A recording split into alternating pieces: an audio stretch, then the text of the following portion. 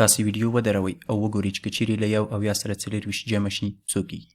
ښه نو اوس به په ګډه موږ او تاسې دا سوال سره کار کړو. لومړی راځئ وګورو چې خپله 1 او یا عدد څه معنی لري. که چیرې دې عدد ته وګورو دلته 1 د 21 په ځای کې ده، یعنې دلته 1 دانه مربع لرو او د لسیز په ځای کې 9 لرو. لسیز په ځای کې 9 لرو، په دې معنی چې موږ 9 دانې ګروپونه لرو، هغه ګروپونه چې په هر ګروپ کې 10 مربع دي.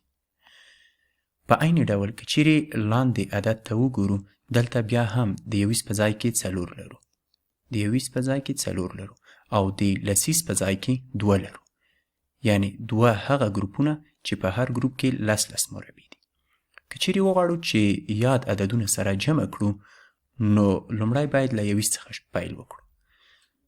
د 21 په ځای کې 1 مربع دلته لرو او 4 دلته. که چیرې دا ټولې سره جمع کړو نو 1 جمع 4 15 کېږي. دا 1 2 3 4 15، بیا هم 1 جمع 4 مساوي کېږي 15 سره.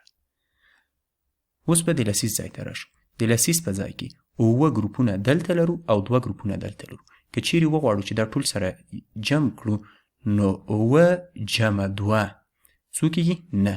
9 لسیز جمع 2 لسیز مساوي کېږي له 9 لسیز سره. دلته که چیرې دې ځای ته ځیر شو بیا هم د لسیز په ځای کې موږ 9 لرو او د 21 په ځای کې 15 لرو. د 21 په ځای کې 15 لرو.